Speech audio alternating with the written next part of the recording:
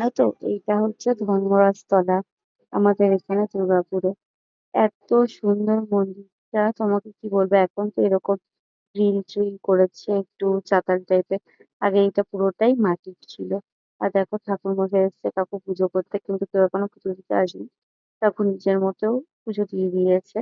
এই কাকুটা আগে আমার বাড়িতেও পুজো করতো। তো এইখানকার ইনি পার্মানেন্ট ব্রাহ্মণ। এখানে পুজো করে। এখানে তোমার শনি মঙ্গলবার মেন পুজো হয়।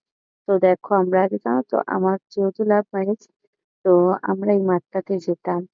দিনের বেলাটা এত সুন্দর না, শান্তির জায়গা। এখানে তুমি গিয়ে একটু শান্তি করে বসতে পারবে। আর এই মোটা মোটা গাছগুলো দেখছো, এগুলো হচ্ছে তেঁতুল গাছ। এই পুকুরটার পাশেও বসে থাকতাম দিনের বেলাতে এসে, যেহেতু এখানে রাতে আসা যায় না তোমার, তো তাই জন্য বিকাল বিকাল কি সকাল বেলাও আসতাম। আর আমার এই জায়গাটা বেশি ভালো লাগতো, এত সবুজে ভরা সুন্দর শান্ত পরিবেশ, তাই জন্য। আর তারপর জানো তো, একটু ভয়েও ভয়েও থাকতো।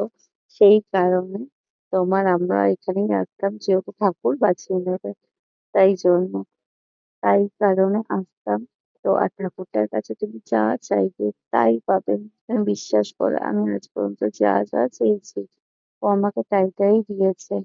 আমি সত্যি বলছি, এত হ্যাপি, তোমাকে কি বলবো তোমাদের।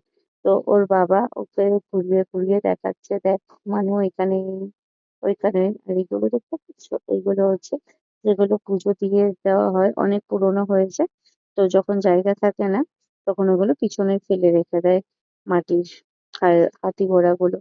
আর মানুকে দেখাচ্ছে, মানু তো খুব মজা পেয়েছে, যেহেতু ফাঁকা মাঠ, নাচছে দৌড়াচ্ছে, ও তো একটু মজা করতে ভালোবাসে।